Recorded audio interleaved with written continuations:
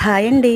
ఈరోజు ఆదివారం కదా! పిల్లలు ఇంటి దగ్గర అయితే ఉన్నారండి. సో, మధ్యాహ్నం పూట మమ్మీ ఏదైనా చేసి పెట్టు అని అంటే, సరే ఇంట్లో మిల్ మేకర్స్ ఉన్నాయండి. సో, మిల్ మేకర్స్‌తో పకోడీలాగా వేశాననమాట. మిల్ మేకర్స్‌ని నీళ్ళల్లో నానబెట్టేసుకొని పిండేసి తీసుకోవాలండి. అందులో బియ్యపిండి, మైదా పిండి, కార్న్ ఫ్లోరు 2 స్పూన్స్ కింద వేసుకోవాలి. కొంచెం అల్లం వెల్లుల్లి పేస్టు, ఉప్పు, కారం, నిమ్మరసం, అలాగే ఇలా పచ్చిమిరపకాయలు పొడుగ్గా కట్ చేసి వేసుకోవాలి. నేనైతే కొద్దిగా ఫుడ్ కలర్ యాడ్ చేశానండి.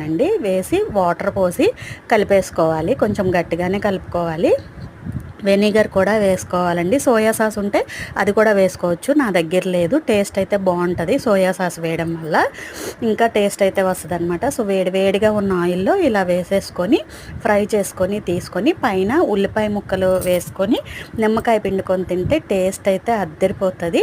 ఒకసారి మీరు కూడా ట్రై చేయండి. వీడియో నచ్చితే లైక్ చేయండి, సబ్స్క్రైబ్ చేసుకోండి.